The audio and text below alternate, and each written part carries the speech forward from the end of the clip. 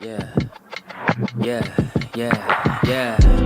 Making her way to the mic. They start dimming the lights. You start feeling alright. From Birmingham, home of the Teddy Longs and the Ruben Studders. More once you discover. For all of the lovers, Whitney Houston and Roman Reigns. For all of the lovers, and Mickey James and Marvin Gaye. For all of the lovers, and Sasha Banks, Janelle Monáe, Silk, Sonic, and Paige. Allow me to say, look, I just found a place, sweet escape. Every one of us, I was kinda late, I just made it off the struggle bus. Walking by the fate, cause I know it's right in front of us. Yo, I ain't with the hate, gotta focus on what's great. Ladies and gentlemen, Steph Hardy is on the air. Had to drop a couple bars just to make you all aware. So, sit back, relax, enjoy the show. You know I go by Joe or the rest of them. Yo, yeah.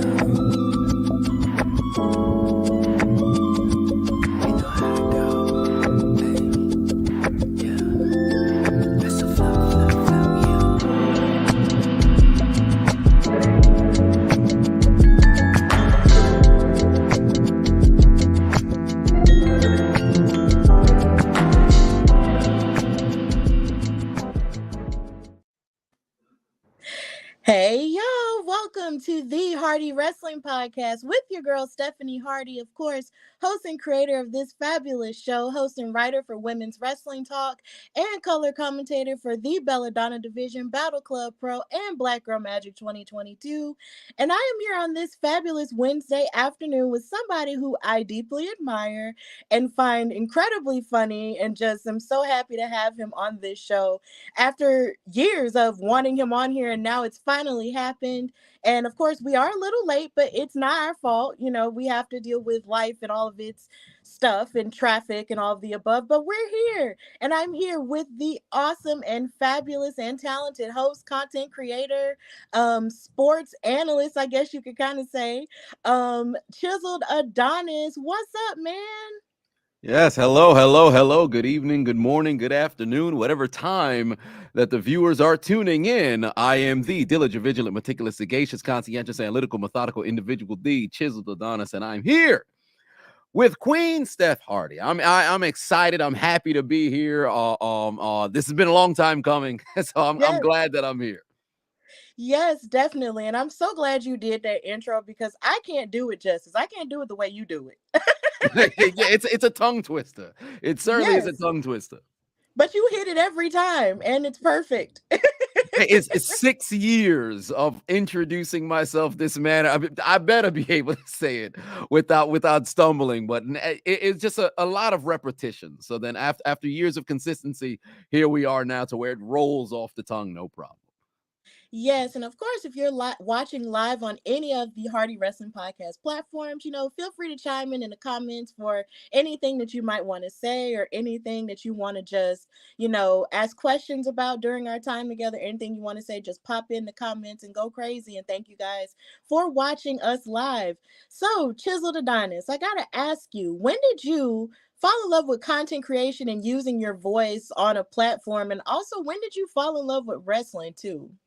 So I'll answer the latter first because that's what came first. So fell in love with wrestling. I had to say, I want to say 1998. I was at my aunt's house, probably watching some random episode of Raw at 4 years old. But I really think it was the first episode of SmackDown, because it was on regular network television. I think it was in they had a trial episode in early '99, and then they came to the weekly situation in, I believe it was like August of '99. All I remember was I was 5 years old. I'm watching, flipping through channels or whatever. I think my brother was actually utilizing the remote because what did I know? I was in kindergarten. So I'm watching, and then all of a sudden, funny enough, I missed the entire episode. But the moment that Shawn Michaels hit The Rock with the sweet chin music in that Iron Man match between Triple H and The Rock, I was like, wait a minute, what is this? Because I had seen, like, I've played the games or I saw episodes here and there, but watching that tail end of the episode, it was right at the end of it, and seeing that they were promoting it for the following week, and then I fell in love with it from that point moving forward. And ever since, I think now that's what, about 23 years, 24 years, ever since that particular moment, I've been hooked. I was primarily a WWF, WWE guy, but I was always privy to what was going on in the business. So I've loved wrestling ever since I was a child. I was one of those kids who were wrestling after church, wrestling in school. I'll never forget. I had a TLC match, 2000. It was December. No, it was believe it was December of 2000, either December or November. It was one of those church concerts or something. Our parents are singing, having a ball. We're in the back, jumping off of ladders, going through tables. I can't put into words the beating my father gave me by the end of the night, because I had some new suit. It wasn't new anymore by the time we got done with the match. But amazing times, just being a wrestling fan since I was a kid. And then as for content creation, I got into it in 2016. And initially I thought it was something that I didn't really want to do, because when I made up my mind and said, hey, I'm going to go into comedy, I thought social media was a little bit kind of hacky, because you're speaking into a phone or you're speaking into a camera and you're almost, in a sense, pretending somebody else is there. So I never really understood the intricacies of it. But then after I had done stand-up and then posted my very first video on Facebook, I got 1,000 views overnight. I said, wait a minute, I think I got something here. And then all of a sudden, as the years continued, I saw the community that I was building. I saw how other people thought the same way that I thought, or even those who disagreed, we can engage in dialogue, and seeing how so many different people across, at first it was across the state, then it was across the country, now it's across the globe, how many different people are touched by content and whatever it is that you put out there. So I fell in love with creating content in 2016, and now 7 years later, I can't envision a circumstance where I would stop. Yeah, because the way it happened for me, like the way I discovered you was through content creation and through YouTube, via my boyfriend. Shout out to him. He found you and was watching you one day, and I came over his house and he was just like, have you seen this guy? And I was just like, nah. And I watched it, and I just remember learning so much, from what you had to say in terms of on the sports side, because of course I love wrestling, I commentate for certain events and stuff like that. But before then, like way before I even started my own show, that was your platform. And I just remember listening to you talk about all the sports and everything, and it sounded like you knew so much. And I learned phrases that I had never really thought about before when it came to sports. Like, you're the reason I know what a turnover is. You're the reason I know what a turnover is in football, because I've been watching football, basically my whole life, you could say, but didn't really fully get into it until high school, which is funny because I'm from Alabama and that's what we live, eat, sleep, and breathe. But, I just wasn't into it until high school, and there was still so much that I enjoyed about it, but still so much I didn't know. So watching your videos really kind of opened me up to learning, how the game works, and even with basketball. So I was just like, okay, I'm understanding these things. And then when you toss in your jokes in there, it just makes it for a more like funny experience. So I think that's amazing. But then the part that I find even more amazing is the fact that finding out you love wrestling, and that really, made me feel good, because I'm just like, okay, great. This is something that I really, really know about, and he knows about it too. And all of your jokes are just so timely and funny, fitting the situation, and I just love it. So it's cool. Let's go to the comments real quick. Cornelius is saying he has to watch this, and he watches you religiously. Yes, and my boyfriend is in. He said NFL recap. Yep, that's the one. Thank you guys so much for watching and supporting.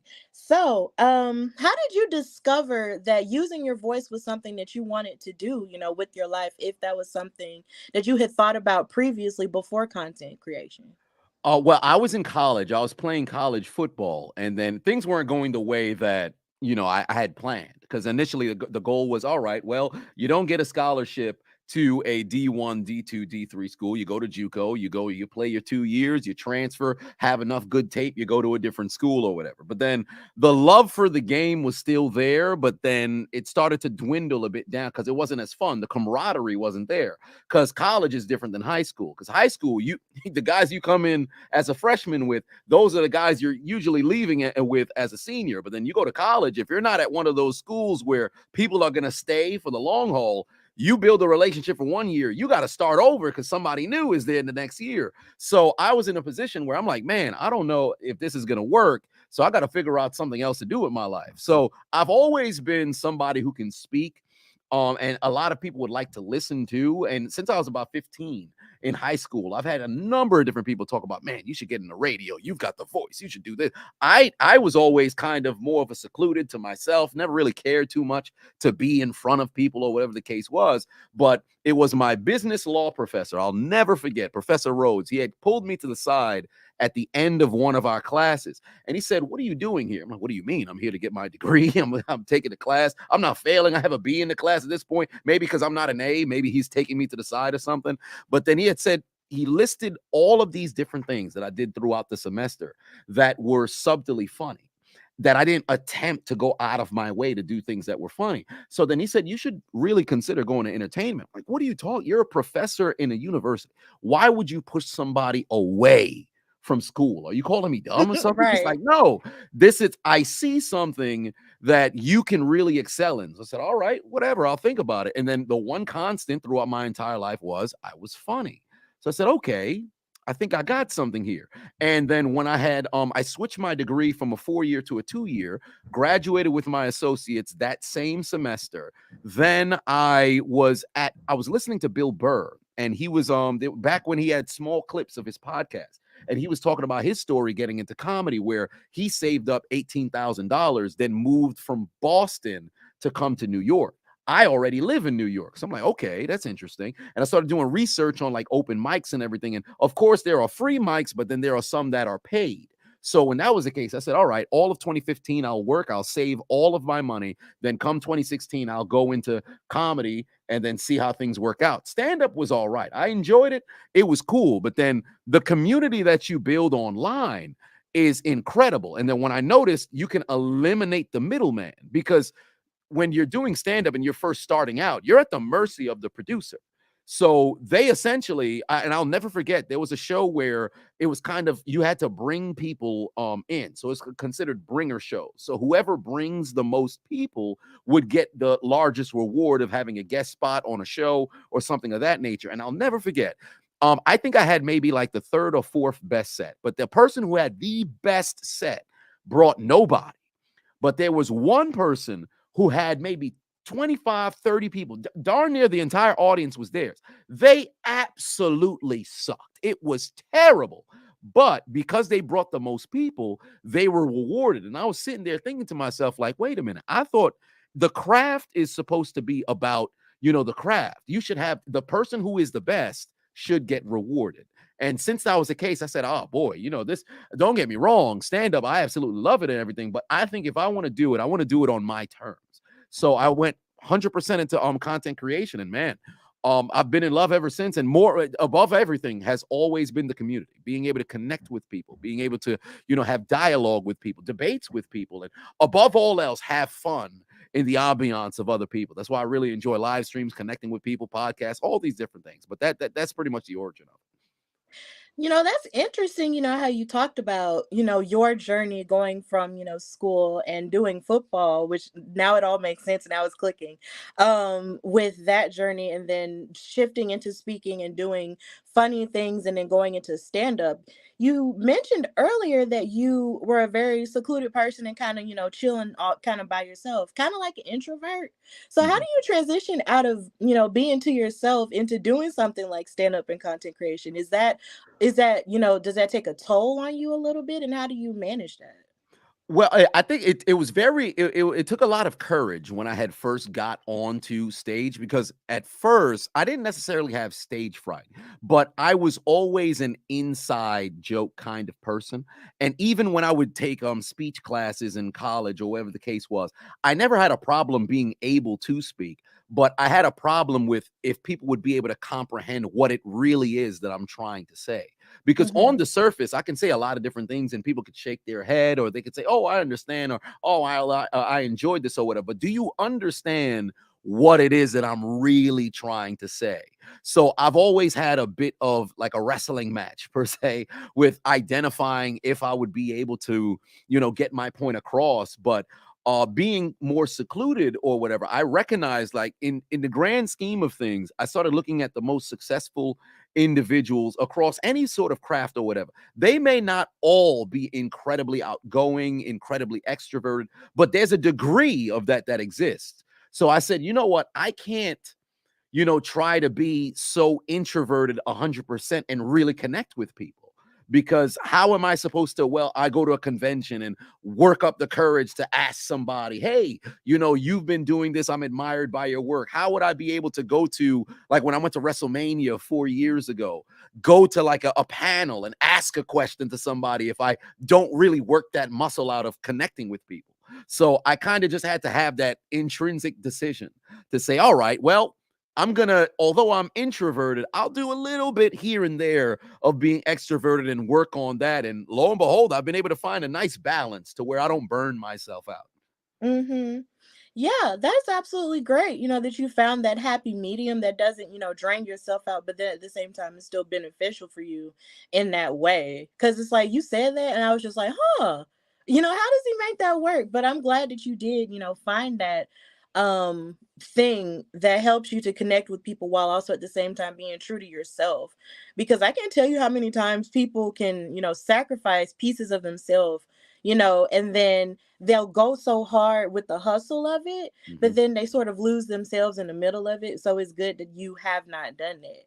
So, as you're creating your content, you're putting stuff out over and over again. Like, when was that one moment that you realized that you were, I guess you could say, cooking with hot grease and realizing that you had something here that was going to pop off and actually, reach people? So it was two things. The first one was when I made the rant about the Metro card fare increasing back in 2017. So for those individuals who just so happen to be from New York, we basically we have a transit. Our public transit is the MTA. So our fare was I think at the time, I think it was still $2.75 at the time. And there was articles coming out talking about, well, we're going to increase the fare to $3. The problem is the trains are absolutely disgusting, filthy. The train stations, that I don't think anybody who works in the train station recognizes that there's air conditioners outside of the train station, because it doesn't make sense that it's never ventilated to where you can feel cool air. Then the buses, constant issues, not enough seating, you'll run into traffic, whatever the case may be. Bus drivers take extended breaks or whatever. So when they had the article that they were increasing the fare, I said, you know what? I had my camera. I just came back from the gym, so I'm already pumped. So I said, all right, well, let me just set up the camera in the car and I'm gonna go in. And when I ranted for about, I think it was exactly 3 minutes, I posted it, million views in like 3 days. I said, wait a minute. Hold on here. And this was the first video that I actually started to get stopped in the street. I'll never forget. It was 3 days after I had posted that video. I think it's when it reached the million mark. I'm driving and I can see out of the corner of my window that somebody's in the back of a bus with like their phone trying to take a photo of me. So when I looked at them, they like gave me the thumbs up. I'm like, what is going on here? So there's the first form of visibility that I had. And then I would say the second one was when I did commentary on the NBA Finals in 2017, because that was the first sort of sports commentary series that I had did, because I did isolated videos here and there. But when I was doing the series, the first game one, this was when the Cavaliers were defending champions, and then the Golden State had just got Kevin Durant. The first game one had 18,000 views on Facebook overnight. Then game two had 35,000. And then when I got ready to record game three, I had gotten blocked, but people were constantly sending messages like, oh man, yo, we waiting for game three. Wait. And I said, wait a minute. What's going on? There's a demand for this. And that ended up funneling right into the NFL commentaries later on that fall. And then now I here we are. I'll do MMA, I'll do football, I'll do basketball, I'll do soccer from time to time. It all stems from that. Yeah, it's a lot. It's so funny you bring up the Metro cards and stuff like that. I actually have one from the last time. From the last few times I was in New York last year, and I was so thrilled to be on the train simply because I had never been on a subway before, and I was just like, oh my God, this is happening. But when I got it, and shout out to Janelle from the HR, who was like my gateway through going on the train the first time, and then she talked me through it the last time I came up there for Black Girl Magic. She's the reason I even have this, because I have it and I refill it and I take the train and everything, and she taught me through the whole thing. And nothing really crazy happened, each time I was on the train. Which I guess is pretty fortunate considering all the videos I've seen over the past couple of years of New York. Lots of crazy stuff happened. Oh yeah, it's getting ridiculous. Like I saw So the other yeah, day, there's a snake that was on the train. So I said, who brought no. on a snake? And people were just sitting there calm. Now, granted, New You mean Yorkers. like a pet? No, I'm not. I know it must have had to been a pet because there are no wild snakes in New York City. But the video angle of it, I would assume the person who was recording was in on what was going on with the snake, because it was a legitimate snake, but nobody was moving, and the person who was recording the snake got incredibly close to them, and they didn't No. move or anything of that nature. Now, granted, there are some people who are, whether there's a snake or whatever the case may be, animal, rat, whatever, rodent, they can, be stoic in that moment and not move. But more often than not, the common person is going to jump or do something of that nature. So people were way too calm. So a piece of me feels like maybe, it was some sort of skit or something, but it was a legitimate snake and it was on the train. So I said, all right, this is starting to get weird, but at least you didn't see any rats. You didn't see any stray animals or a homeless person try to jump in front of the train or whatever. Like it gets wild in New York City. Yeah, really the craziest thing I saw was someone playing a violin, and I Mm. loved it. But then I believe I was told not to give the person any change or money, and I was just like, but they sound good. But no, they were like, nah. And I was like, okay. Right. Yeah, because there's some people who by profession, it's like, all right, we're street performing, which is not an issue. But then there's moments in which, somebody can sell you a story and you're like, oh, wow, you're really going through it. And then a couple months later, you're like, wait a minute, this person, don't get me wrong, like you could have the same story of unfortunate, sort of situation. But now it feels like you're trying to play me here. Yeah, but I enjoyed it. It was fun, but I'm pretty sure, when you live in New York every day, you're dealing with all of the issues and stuff. See, I was just looking at it from a tourist perspective. Mhm. Like, I don't necessarily live there. So I'm more than sure y'all got y'all issues and stuff. But to me, it was just like magical.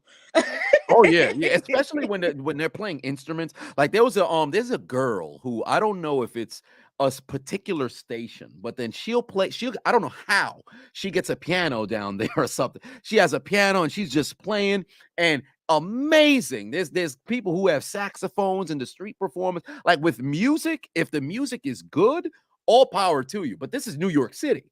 Hmm. There's so many places you can get that off of the street and into a venue.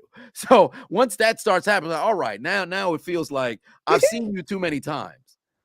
Yeah, I guess so. But either way, I guess it has to be like the most magical thing. But then back to your videos, it's just when you make things that are very relatable to people and it resonates with people, I guess that sort of attention that you got after you posted your stuff is like you weren't expecting all that attention. And then once it starts happening, you're just like, whoa, like, why are you, Mhm, huh? Because you're just trying to go and do what you need to do, out here every day and go to work and do all your stuff, and then people walk up to you and they're just like, I know you from your thing. And you're just like, huh? mhm. Right. That's So I know exactly that, it. yeah, I know that had to be an interesting transition in your life, I'm sure. Oh, it's been wild. Like I'd like to say maybe 75% of the time that I go out somewhere, actually go to like a function or something, I'll get recognized.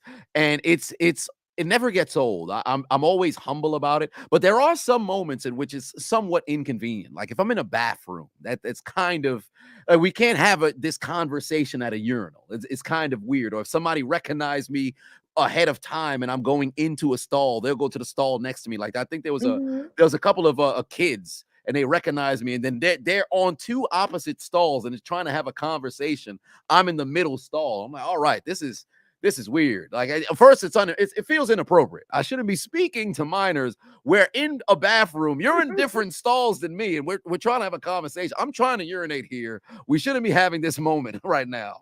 So I try to Yeah. avoid those kinds of situations. But above all else, it's always cool to just run into people. I was in Puerto Rico one time that I went out there, and a dude was driving, recognized me, got out of his car, created traffic just to walk over and say, hey, man, love all your stuff. I'm like, dude, you're from Puerto Rico. Why are you watching my stuff? So it's always awesome. Atlanta, California, Florida, Virginia. It's always awesome. I really enjoy everybody, and I appreciate everybody who tunes into the content.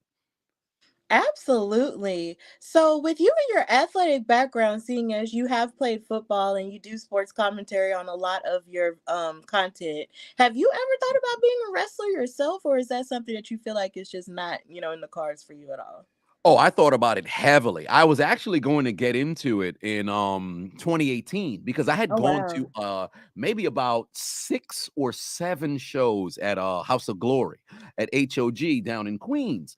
Mm-hmm. And one of my buddies has a friend who trains there. And I said, okay, this is something that I might want to get into. But then I started really thinking about the grind of a wrestler. When you start out on the indie scene, then you get to the professional scene and everything of that nature. The days that go into that craft, you're on the road, especially if you're now, you're getting booked to different shows. Sometimes you can be in a local sort of area and you don't need to worry too much. But if you're getting booked around the country or around the eastern portion or whatever, you're in a car, you're staying at hotels, you're at motels, you're on the road maybe about 200 some days out of the year. And I started thinking to myself, like, man, let's just say if I were to make it, to the WWE or make it to the AEW at the time it wasn't created yet or whatever the case was. I'm on the road 250 days out of the year. Like, is this really a life that I'd want to live? And then I started looking at like now where you have your Logan Pauls or the Bad Bunnies or Stephen Amell and things of that nature, where you're an established name outside. You showcase the interest in wrestling, and then you kind of work in on your own terms. So I said, okay, if the time were to come, maybe down the line, if I'm able to build up my clout game to a portion, stay in shape, give myself about 5 to 7 years, maybe when I'm in my mid 30s, if I have enough visibility, I can always go and commit to joining in on a company and saying, hey, listen, I don't need to now go through all of the rigmarole of having to go on the road for all these different years. I'll be in a position where I kind of dictate, my leverage. So, but I've always thought about wanting to be a wrestler. I've always thought about it. A lot of people talked about, like, I have the mouthpiece for it. I could be a manager or something, like grab the mic, which I think that's somewhat of being a big fan as a child. I think anybody who's a wrestling fan should know how to talk, because you Mm-hmm. can't watch Stone Cold, The Rock, Arn Anderson, Ric Flair, Triple H, The Undertaker, all these guys, Paul Heyman, and you not able to talk or roast somebody, you're holding back. There's something that's behind, like you got to crack that in order to, really unleash that. So I've always thought about being a wrestler.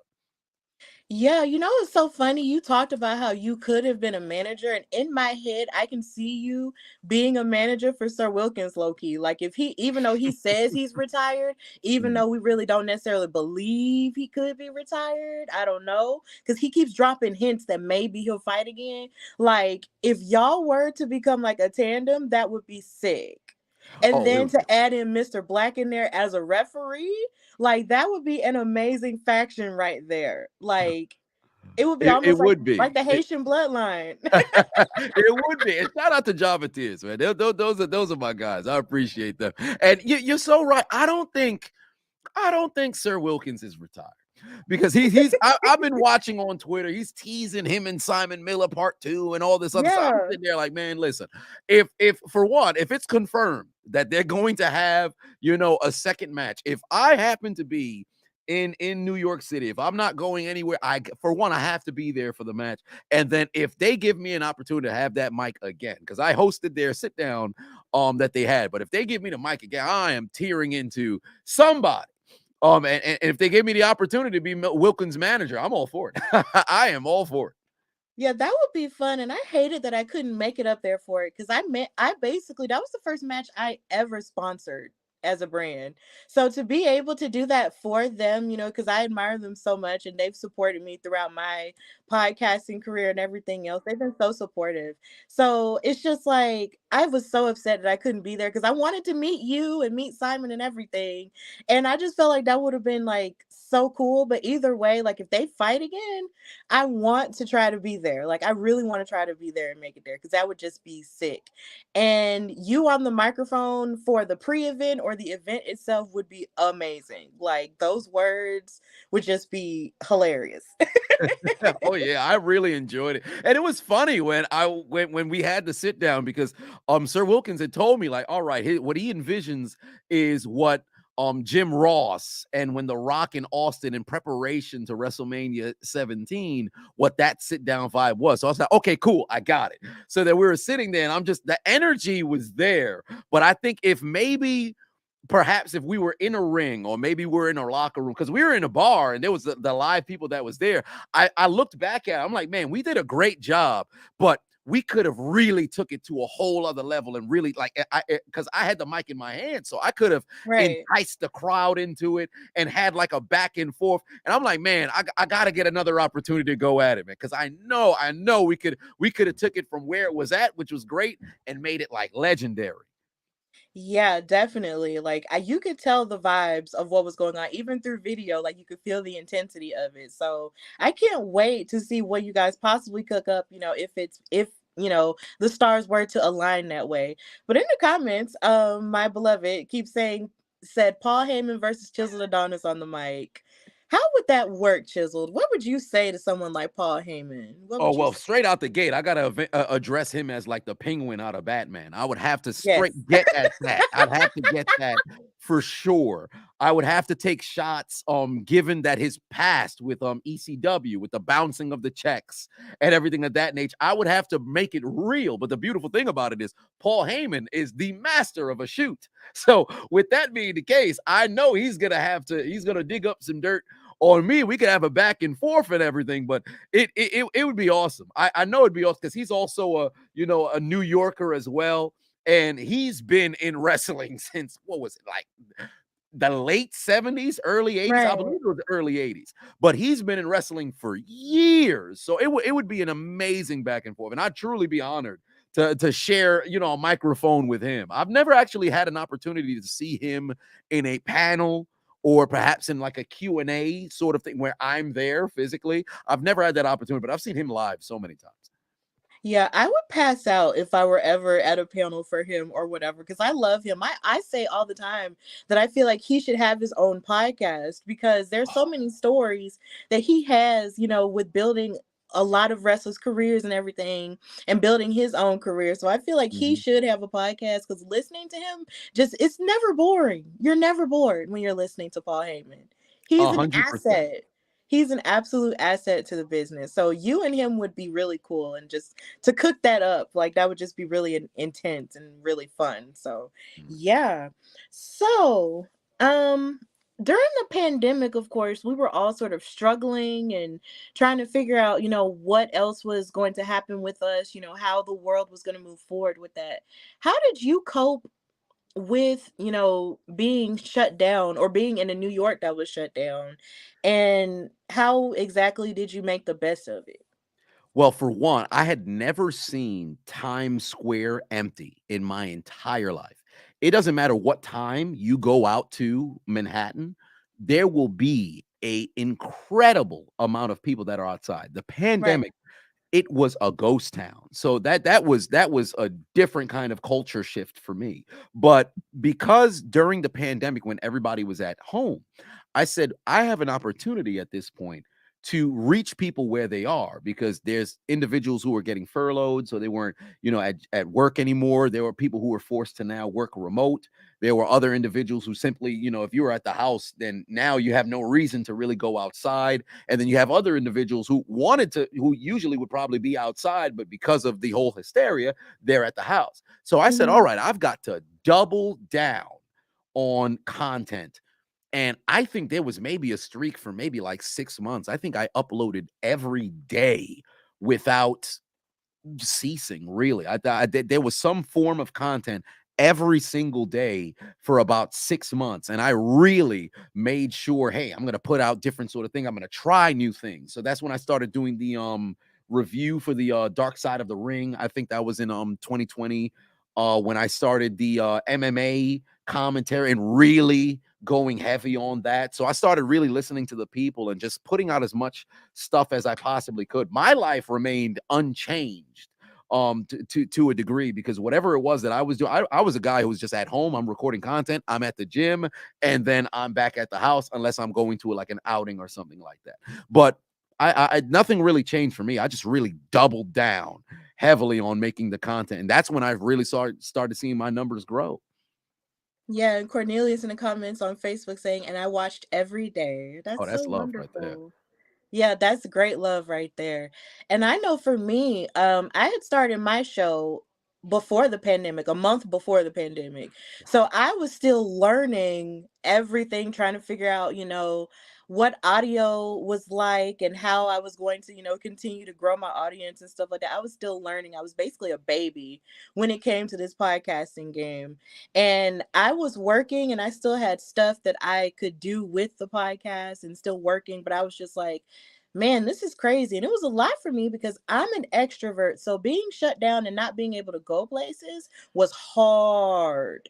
Mm. But I still made the best of it, as much as you could. And shout out to anyone, who was going through any rough times during that point, because that was seriously a terrible time for everybody. But at the same time, you just tried to make the best of it and tried to cope however you could. Go to therapy, eat, and do and do whatever you could to try to get through it. But I'm so glad that we are out of it, Right, and right. that we're here, and that we were able to watch New York flourish again, and actually be able, and for me to be able to see it, full to the brim the way that it normally is. And that was a dream. So I'm glad that you were able to get through it and post all your content, because you were going hard. And I appreciated that. So how did you feel about wrestling during the pandemic? Because I know that was different and all the sports had basically canceled at a certain point, but wrestling decided that they were just going to keep going. So how did you feel watching wrestling at that point in time?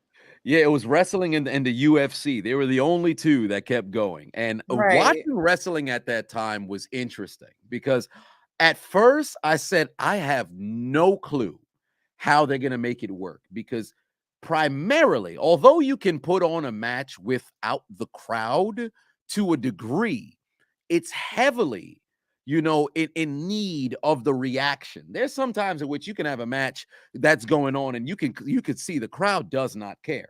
But to put Right. on an entire show with no audience, I'm really interested in how they would, go ahead and do that. And the first few months was very rough, because you can see, and I'll never forget that episode where they had Stone Cold and he's trying to improv and everything. It's hilarious to watch back, but when you were watching live, you're like, man, this is brutal. Like, a lot of people don't take into account how important the crowd is. Like, although everybody knows if you got a hot crowd, you'll have an amazing show. But when you don't have a crowd at all, when it's halftime heat, Mankind and The Rock, the whole show, it's different now.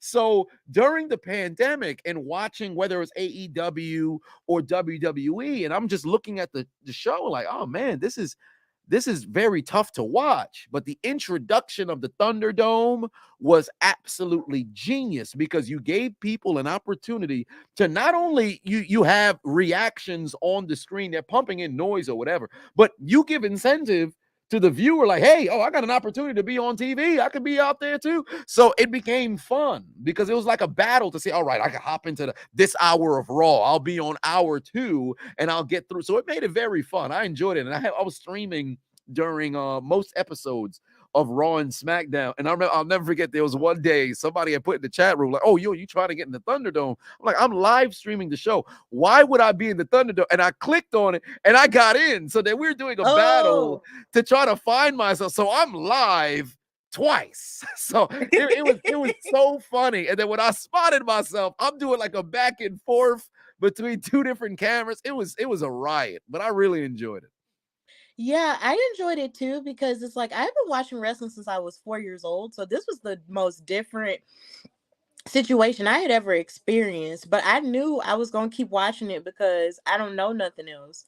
I didn't know anything else. I don't know my life without wrestling. So I was just like, this is gonna be hard and it's gonna be interesting without the people. And a lot of people had different opinions about that online and such. Like, can they do it without the people? Is it gonna be Mhm, the same? Should I keep watching it and all of that?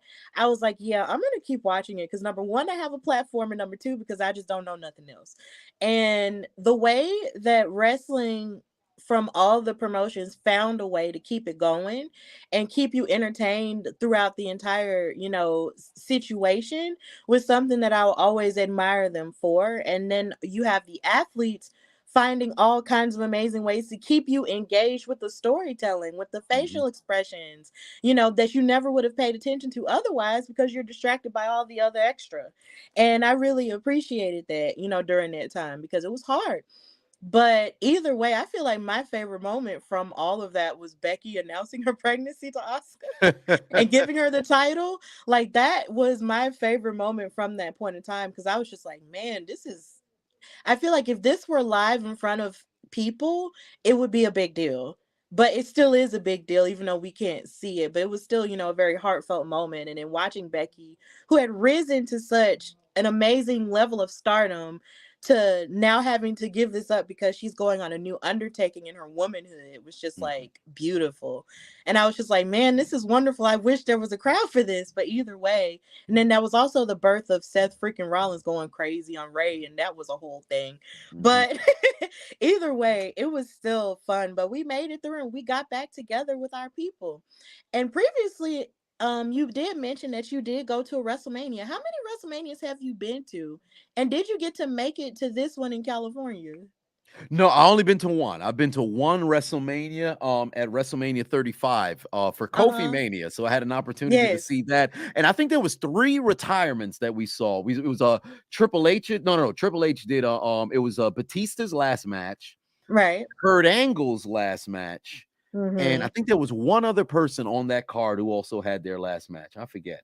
Hmm. um, who like quietly retired. It escapes me. But whatever the case was, that was my first WrestleMania, and I did the entire Hall of Fame, SmackDown, Raw. I believe there was an NXT taping during that time frame as well. I went to the Access and everything. It was awesome. I always wanted to go to a WrestleMania. And WrestleMania 20 was in Madison Square Garden when they Yeah. had that Eddie and the Benoit at the end of the show and everything. Still my number one favorite moment because it's incredibly emotional. I can't watch it now and not get somewhat choked up. But I really wish that I had a chance to go then. So when I heard that WrestleMania was going to be in the metropolitan area, I'm like, oh, I'm gonna move heaven and high water, hell and high water to get there. And then now having gone there, next year WrestleMania is going to be in Philly. So I'm Mm-hmm. definitely going to have to go there because for one, I want to go to WrestleMania, and then two, I want to experience that Philly crowd. Yeah. Like that last WrestleMania, the one that I actually went to the one in LA a few weeks, like last month. Was it last month or was it this month? It's this No, it was month. Oh my this God. month. Yeah, the Oh beginning my of this God, month. time is crazy. Time is crazy because we're about to hit the end of April. It's insane. But yeah, I went and had the time of my life. Like I got to go in the superstore, got to go to the event itself, went to NXT Stand and Deliver. Like everything that could have happened in and outside of it, I was a part of it. And it was a whirlwind, but it was still great to connect with so many people and network with so many people. Like it's almost to the point now to where I've been voluntold that I'm going to the one in Philadelphia. Mm. Like Yep. I've been voluntold, like you're going, and I was just like, oh God, okay. We'll see how it works, because I've never been to Philadelphia, and with it being the 40th one, I was hoping it was going to New York Right. because I'm comfortable with New York now, and I would have just had to just stay at a friend's house and just gone to Madison Square Garden. But no, they were like, we're going to Philadelphia, and I was like, okay, fine, whatever. Um, Right. do what you want to do, whatever. We'll try and make it work. But that WrestleMania experience is like no other. Like it is amazing, and then to go as an adult. is crazy too, because the first one I actually went to was in Atlanta in 2011, and that was fun because that one was actually closer to Yeah. us from Birmingham. That's just 2.5 hours depending on who's driving.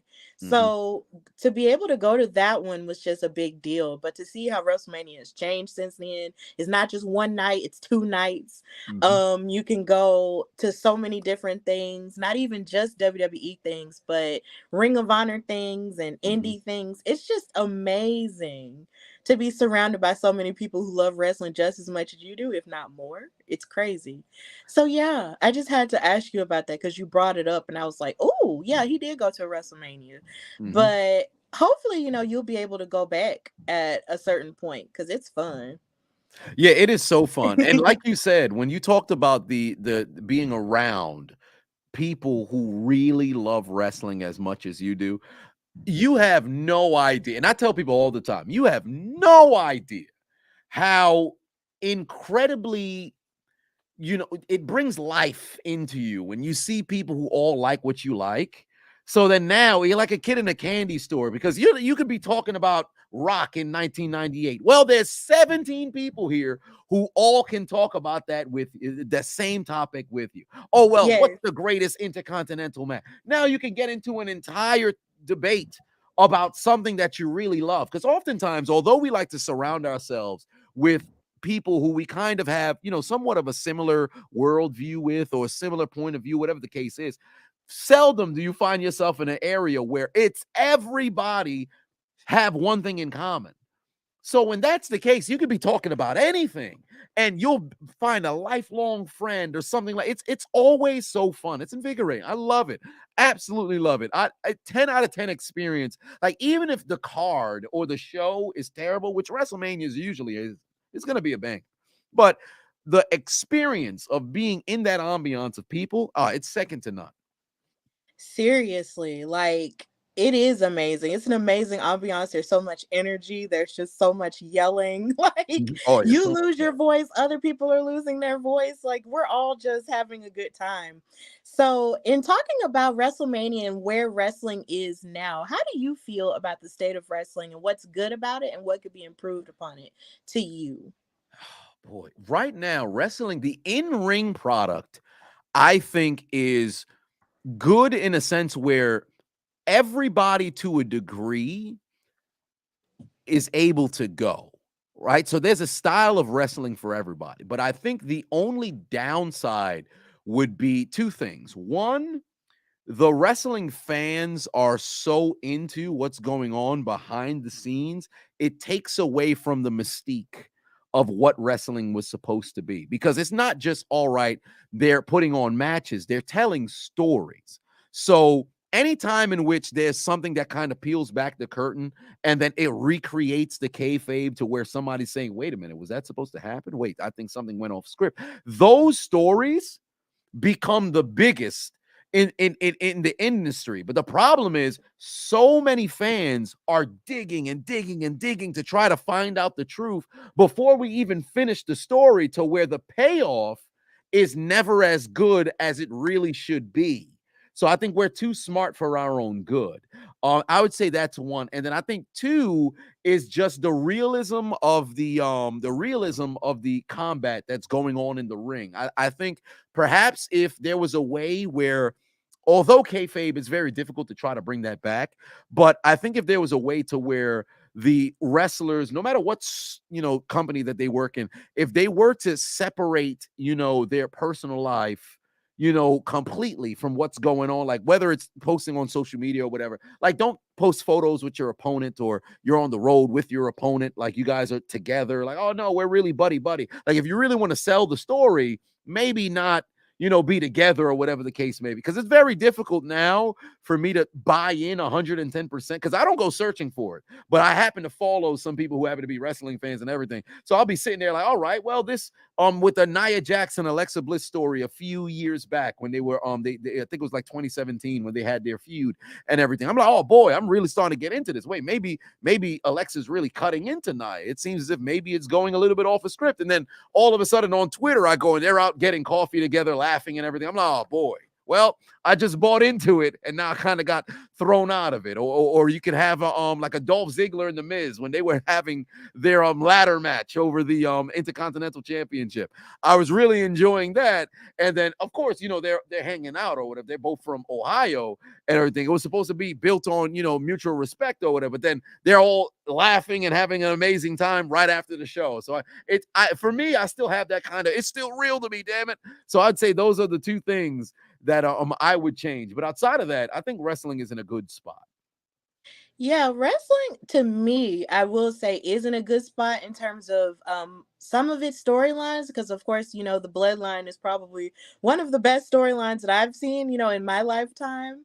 Oh yeah. And then you also have all the action that's taking place on a lot of the different shows, and the evolution of equality when it comes to women in wrestling, that's getting better. But then you also, the part that sort of takes it away from me, even leading up to today, has to be like hearing about the business dealings and the background of how people in the business are treating the people who are creating the stuff that we see on television. That's the part that takes it away from me, because it makes me feel like, as a person who's working and creating their own brand, and also venturing into writing, venturing into commentary, that makes me feel like, do I actually have a place here? Because on the one hand, you're putting this face on and making it seem like, oh, we're evolving, past where we used to be. But then on the other hand, behind the scenes, you're sort of treating other people who are trying to move it forward like they don't have a voice. And that's really the part that sort of takes it away from me. And then when you have social media, posting about it, talking about it, retweeting about it, and all of the above, it sort of takes away from the joy of it, and it makes you feel really sad, and it makes you want to just be like, what's the point of all of this? And it kind of makes you just want to just recluse and just stay away. But I will say that something that I do try to take peace in is the fact that I know I'll never like give up, because I love it too much. So that's just kind of how I feel about it now. But either way, wrestling is still going to be something that I love. So who would you say is your top 5 wrestlers of all time, male, female, or non-binary? And they don't have to be people you just see on TV. They could be people in the independents that you've seen or discovered or whatever. Okay, top 5 all time. So it's like characters or like in-ring sort of. All around. Okay, so all around. Okay, boy, top 5. All right. So Stone Cold, Stone Cold Steve Austin, The Rock, because the two of them were just the staple of my childhood. So Stone Cold Steve Austin, The Rock. This one may be a bit taboo, but everybody knows how I feel about it. Chris Benoit, because for me, he is the greatest technical wrestler who had ever done it. I think he was a bit more intense and a bit more precise than Brett to a certain degree. But then, although you can't ignore what he did in the personal life, I just look at his in-ring career. I only focus on that in particular. But then Benoit there, so then it would be him, Rock, Austin, Sasha Banks. I think she is the greatest. Mercedes Moné at this particular point. I think she is the greatest women's wrestler of all time. I really loved Trish Trish and AJ Lee. But then I think she took it to a whole other level. And then I think the last slot, I would probably give that last slot to I'd give it to Undertaker. I think I'd give it to Undertaker. Just 30 years of just that consistency. There's so many different people. There's Shawn Michaels, who I could throw in there too. The Bret Hart, of course. I really like Mr. Perfect, Roddy Piper, Sting. People give Goldberg a bad rap, but I always liked Goldberg. Goldberg was cool. Triple H, Ric Flair, of course, Dusty Rhodes. But I would have to say the 5: Undertaker, Mercedes Moné, Benoit, Rock, and Austin. Yeah, that's a pretty solid fave, and then a lot of it sort of speaks to, what you were raised around and what you saw. And then, of course, as you evolved and how you watched wrestling, and for what you watched it for. Because from the technical aspect, like I love Eddie Guerrero. Like he Oh is like yeah. my technical dude. Like Mhm. seriously, like him and Ray, every time they got in the ring together was magic. And I would have loved to have seen Eddie versus Andrade because that would have knocked my socks off. Don't Because get me that, started. oh my God, I would have Oh, died. it I would would have have been died. amazing. It would have been absolutely amazing. And Eddie was so versatile. Like this guy can make you laugh. He can make you cry. He can make you angry. Like they had a compilation the other day where they had all of his cheating moments. And I'm just sitting Yes. there. I watched it on a loop for about like 10 minutes. I'm over here getting emotional thinking about it. I'm like, oh my God, man. This dude was such a godsend. Like it didn't matter what he did, whether it was his work with China, worked with the Radicals when he was in Los Guerreros, his tag team with Ray after he turned heel and then battling against Ray, his partnership with Batista, like this, everything, the world title run against JBL, like it was just beautiful from start to finish. I really like that dude when he passed. That was the first celebrity, public figure death that really hit me because I still till this day when my grandmother passed in 2010. I couldn't bring myself to cry. And I felt as if that moment I had to have emotion. The only thing to bring tears out of my body, I watched the Three Doors Down Eddie Guerrero tribute. And that Hmm. was the only thing to get a tear to come out of my tear ducts. Like that dude right there. Oh my God. You can't put into words how great he was. Yeah, I definitely miss him like all the time. And anytime I see anyone wrestle like him or even similar to him, I always think about him and just be like, man, if they had a match together, it would be fire. Mhm. And then it makes you sad. But then at the same time, we were blessed to have him, in the time in which we did. So I completely understand that. And I'm sorry about your grandma. Like I know what that's like. I lost both of mine. My Um, condolences. both of mine, and I miss them all the time, every day.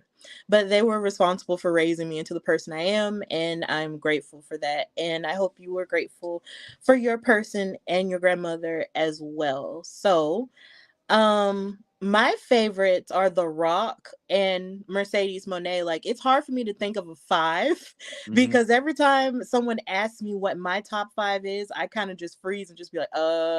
So to keep from doing that, I just list two and just say The Rock is my male favorite and Mercedes Monet is my woman favorite, period. So that's just it for me. But yeah, I love the technical components of wrestling, but then you also have the parts to get you invested, like the storylines and stuff like that. Mhm. So, with that in mind, of course, the bloodline has been the most all encompassing storyline and action stuff that's been going on in wrestling in the past 3 years now. It's crazy. So, how did you feel when Cody Rhodes lost against Roman Reigns at this WrestleMania? I was devastated. I walked out after the 1, 2, 3. I was mad. But how did you feel?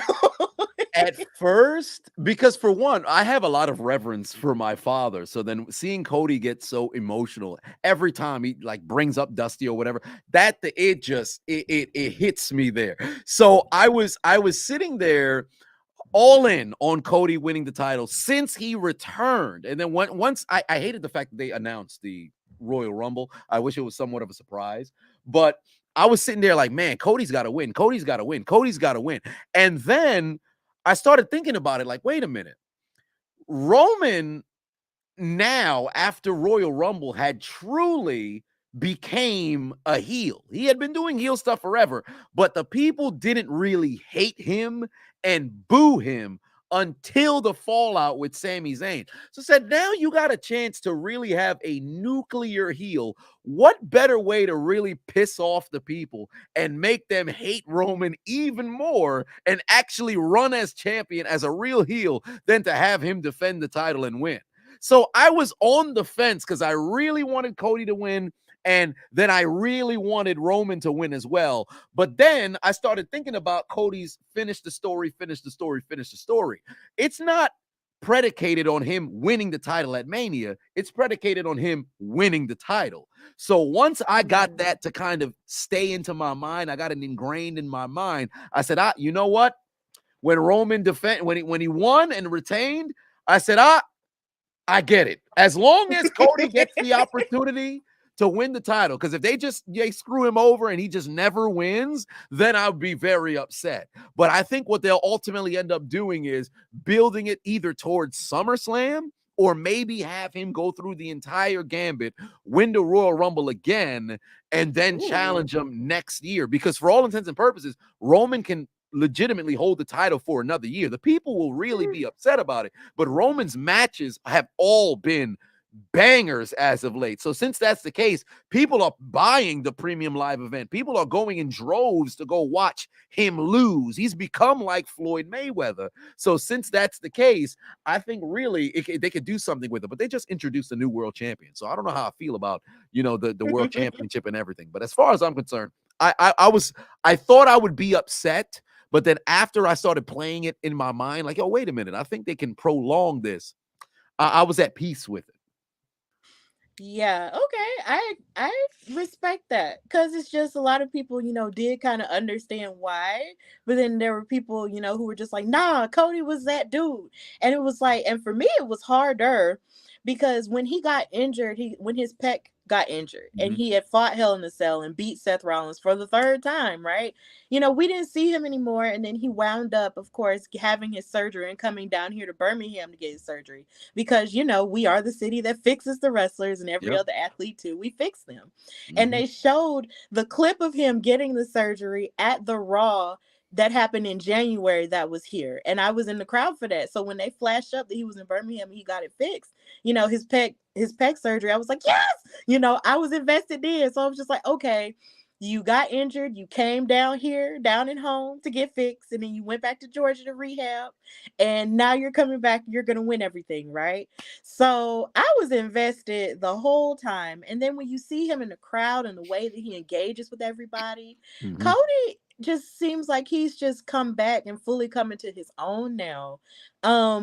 Not only, and not even just with that, but just with him going full circle and leaving WWE, going to the Indies, building himself up to be that guy, and now coming back here, he's really found himself. So when he lost, my heart was broken. I was in shambles, okay? And then they were all like, yeah, Roman's reaching the 1,000 days. And I'm just like, you know what? Forget those 1,000 days. Screw that. I want Cody to be the champion. Right. I was so devastated. Right. And you have there's no issue with you feeling that way, because you should. If you really look at what Cody had to go through to get to this point, and we've seen it before because Drew McIntyre did it.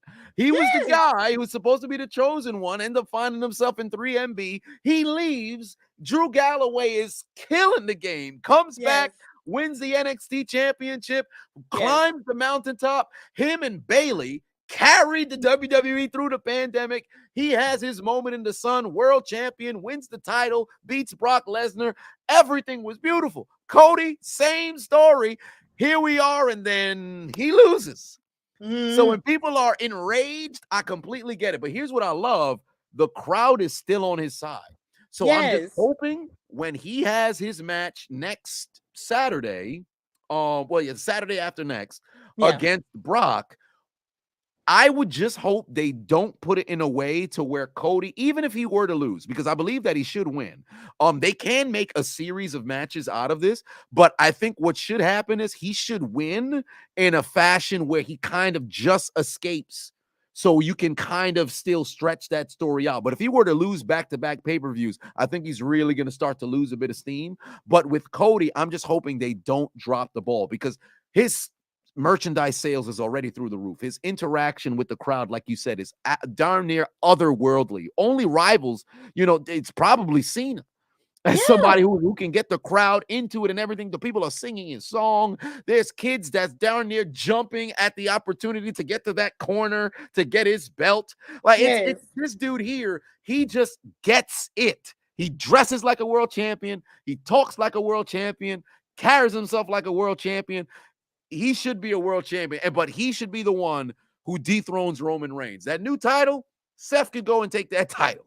But for Cody, it must be him who takes down Reigns. Yes, I agree. And after Seth taking that new world title, Xavier Woods should come in right behind him because that match he had with Gunther this Oh, past SmackDown for the IC title. Look, I told him at Wale Mania he should be IC champion. So you can only imagine my happiness when I saw him challenge Gunther for that title. I was like, mhm. "Oh snap! I told him this happening." And he was close to winning, but Gunther had to choke him out to get him to Yeah, lose. Gunther, he done lifted him. I said, "Oh, wait a minute, I think Xavier's neck got another 2 inches or something because Gunther, Right. he done lifted him up to go and choke him out." But Gunther, that dude his Royal Rumble performance was, oh my God, this dude is incredible. But I think Xavier, he has definitely got to get him an opportunity to run with the singles championship. If he gets drafted to Raw or whatever show that Theory just so happens to get on, he should take that Yes. title off of Theory. He needs to Yes. take that title off of Theory.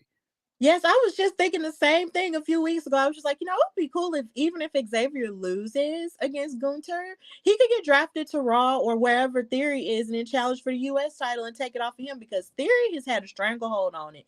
And the way he cheated to beat John Cena made me upset too. So I Mhm. was just like, you know what? You need to get your clock cleaned by somebody. And if it's Xavier, then I am all for it because Xavier deserves to have his moment, even though he said him being king of the ring was his dream, which is completely understandable. Mhm. He's the only one out of the New Day who hasn't had a singles glory like the way Kofi and Big E have. So I Right. want him to have his moment, okay? Like that would just be cool. Yeah. So, in talking more about storylines, like what would you say has been your favorite storyline with the women? Because I do have to address that because there's been so much, back and forth with the equality of women and them taking a couple of steps forward and backwards. And it doesn't even have to be just WWE stuff. Like, what has been your favorite thing from the women's divisions? From the women's divisions, I would have to say, as of late, I think the best story would probably be I it probably it'd have to be Bailey and Bianca. Their Mm-hmm. back and forth has always been good. I think the only downside is with what was going on with Damage Control, it kind of got a bit convoluted. It should have just been the two of them just going at it. So I really enjoyed that. I think there was a lot that they could have done with Charlotte and Rhea, but it was a bit rushed. But Rhea had been the MVP of 2022. Really Mm-hmm. enjoyed all of her work. It was amazing. But now they're kind of in a situation where I don't know who they're gonna have challenge her. But all things Bianca, she whatever she's in, I'm buying in 110%. And there was in AEW with Jade Cargill. I really just that she gets it. She looks like a star. She is a star, carries herself as a star. The current story that she's in now, the people are wondering, oh, wait, is she gonna actually lose? Is somebody gonna take the title off her? I think it could happen. So who knows? We'll see. But whatever the case may be, I would say it was that there. And then of course, Mercedes Monet, whatever's going on out there, although she unfortunately ended up losing said title, but she will be in action again next month. So I look forward to that. So all things with like four horsewomen, just all of them. It's just whatever they're in, I am 100% in. And now I'm invested heavily in what's going on with Trish and Becky. And I can't wait to see how that's going to play out. Yeah, there's so many ways all of those stories could play out because you can't deny the rise of Bianca. Like she's Mhm. just a star, period. And just seeing everything that she's doing just makes me so proud. I love her so much. Like her reach is so far to the point to where my mom watches all of her matches. And my mom was Mhm. never a wrestling fan, but she loves her, okay? Right, And right. that's wonderful. Like she actually watched her whole match against Oscar this past WrestleMania. And I was like, really? Like that's the power Bianca has. So I'm really Mhm. happy for any and everything that she does and who she is as a person. I just enjoy and just appreciate her. And then you also have Jade Cargill, who is the TBS champion, has been a TBS champion for over a year. Mhm. And it's to the point to where we're always asking, who is going to be the one to inevitably dethrone her because she's just been so dominant. And Taya Valkyrie does have a good opportunity to do that. Like I can't wait to see how that plays out because Taya Valkyrie is so good. She's a veteran. you know, and seeing someone like Jade, who is still relatively new, step up to her is going to be really interesting. And then, of course, you have Mercedes, you know, who we did talk about earlier. We love her and everything she's doing and revolutionizing the game. And even when she loses titles, she still wins because her name, her, like, she said this to Bailey during the pandemic. Like, Mhm. she said, "My name is bigger Bigger than your than the title. title." Mhm. And that's the truth. It Her is. name is bigger than any title. And now we're learning now that her name is even bigger than titles outside of WWE. And that's the truth. And that's not any disrespect to the IWGP title because that is a new women's title, of course. Mhm. But at the same time, she doesn't have to be champion to be in the conversation ever. That's how great she is. So it's just a beautiful time, you know, for the women. And I'm also intrigued by the Trish storyline with Becky because I know that's going to be a great match, you know, in and Mhm. of itself, inevitably. And then with Rhea, you know, she's doing great too. But then, you know, Charlotte's taking a break. So now she's about to fight Rhea in Puerto Rico. Well, not Rhea is about to fight Zelina. Zelina. Yeah. Zelina in Puerto Rico. And I think that's going to be great for her because I love me some Zelina now. Like, that's my girl. Oh yeah, So, Zelina is cool. Zelina is so cool, and she's fast in the ring and everything. But I think it's they kind of give her a bad rap, given that because of her size. But I think if they just yeah. hand her the mic, let her talk, she can talk her way into getting people to really buy into what's happening. Because they gave the opportunity to Alexa Bliss to talk her way into being somewhat legitimate. Because even Bliss, really, if you look at her versus like a Nia Jax, there's no reason why Bliss should win that match. If you just look Yeah. at it, or then even when she was going against the Charlottes or going against the Baileys or the Sashas or whatever the case was, but they gave Bliss an opportunity to speak her way into people falling in love with what it was that she was doing. So with the Zelina, I'm just hoping, just put a mic in her hand because you know she can talk.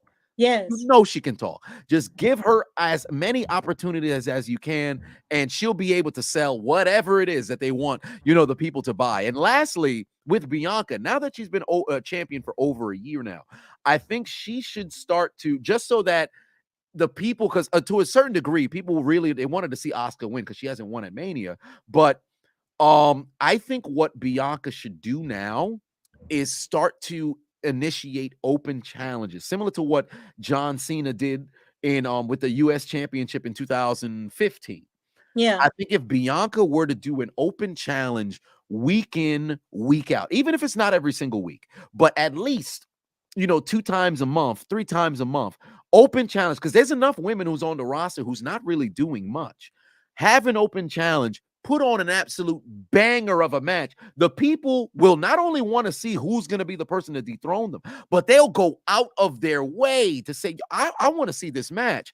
Oh, she's taking on Chelsea Green. All right, although Chelsea Green's character, they're just now starting to really give her a chance. But if she's taking whoever Bianca's taking on, the people will buy in 110% because they know they're going to see a classic match, a banger. So I think she should start like looking into that open challenge because everybody loves a fighting champion. It doesn't get any better than a fighting champion. Yeah, and then on top of that, it's so funny you mentioned the open challenge thing. Like, I remember having a discussion with people online and also with another content creator if Bianca Belair is the new John Cena, and ultimately I feel like she kind of is. And that's not a diss or that's not disrespect to John Cena at all or anything that he's ever done. It's just that when you have someone like her who is just so bankable, so beautiful, so athletic and talented, that Mhm. people just love all the time in terms of your women's division. Like, she's the face of them. And I just can't, it's like her and everything that she does, it just turns into gold. It's like they're giving her a reality show, like they're giving her all of the things, and it's just, I just can't wait to see how she rises up. And Mhm. then also another thing that I'm invested in is the Impact Knockouts title and how it was just won by Deonna Purrazzo. And it's just like her and Jordan Grace had a really good match against each other for that title that was vacated because Mickey James Yeah, she couldn't was. fight Mhm. because she got injured and she wasn't cleared. So it's just like when you have someone like Deonna who at one point held every title almost in existence, holding the title again, and then you have her husband holding the World Championship too. It makes me wonder, like, how are they gonna, grow as characters from this? Like, there's a lot of good stuff going on in wrestling. wrestling. And I feel Mhm. like you and I can sit and talk about wrestling all day long, but sadly we can't do that. But I just wanted to say, one more question is, what do you believe the future holds for you? Boy, what does the future hold for me? I would have to say the future for me, I envision, I want to say maybe 5 more years of just making content, putting things out there, and then ultimately when I decide, whenever that may be, to become a family man, I'd probably end up making like my own reality show per se of myself and my family becoming, becoming a husband, becoming a father, and things of that nature, and then introducing them to the things that I enjoyed, all while still, somewhat channeling what I'm doing now, but then working that into being a family person. I think the biggest thing for me is growing with my audience. So I think for me, I didn't envision myself doing something like that, at least content wise. But then outside of that, content wise, maybe about like 5-7 years down the line, in the future for me, just traveling, really enjoying life, and having an opportunity to make my parents, latter days their better days. I want to take them on their first vacation since 2003 to go somewhere. I want to be able to, of course, with my brother, and the journey of the chiseling of the unchiseled Adonis, and get him healthy and everything like that. And I really want to just be able to experience a lot of things with my family that I didn't get an opportunity to experience as a kid. Yeah, those are really good goals to have. And I feel like, with your platform, you literally have, a great jumping off point to start your own reality show and just, create a comfortable life for your family. And that's a very admirable goal to have. And I definitely believe that you are on the right track to make all of that happen. And I thank you so much for coming on the Hardy Wrestling Podcast. This was a very fun conversation to have. So if you don't mind, just telling everybody where they can find and follow you and what you've got going on. All right. So yeah, for one, thank you so much for having me on. This was fun. Any opportunity to talk about wrestling. I feel as if we've known each other for years at this point. Like there's so many, like talking about wrestling, it makes you go back to those days of when you were a kid. So that's always great. But where can the people find me? You can find me on YouTube at Chiseled Adonis. You can find me on Instagram, Facebook, Twitter, Snapchat, although I don't really upload on Snapchat. TikTok, I'm on my fourth, TikTok. So people will probably find my videos floating around there somewhere. But Instagram, YouTube, Facebook, Twitter, that's where I'm primarily at. And you can find it at Chiseled Adonis. And upcoming projects, we have the Chiseled Adonis Awards for the NFL season of the 2022 NFL season. Now, granted, the Super Bowl was 2 months ago, but I like to have my award show, I guess, a little bit tardy, to get people ready for whatever is going on in the off season or whatever the case may be. So look forward to that up on YouTube. Awesome sauce. And know you can follow me, your girl Stephanie Hardy, on Instagram and Twitter at Queen Steph Hardy, and listen to the Hardy Wrestling Podcast everywhere you get your shows, and watch the videos of my interviews and episodes on the YouTube channel, the Hardy Wrestling Podcast. Coming up, I have my extra episode on Mercedes Monet versus Mayu Iwatani at All Star Grand Queendom. So please be on the lookout for that. And also follow me on Women's Wrestling Talk, the number one women's wrestling show on the planet, on the Wow Superheroes After Show on Mondays with Emily May Heller and Katrina Blake, and on the SmackDown and Rampage After Show with Dreon Santana, our editor-in-chief. And just continue to support the brand everywhere. Follow it on Instagram at Hardy Wrestling Podcast and on Twitter at Hardy Wrestle Pod. So, of course, this has been the Hardy Wrestling Podcast with your girl Stephanie Hardy and Chiseled Adonis. And we are signing off by saying bye, y'all.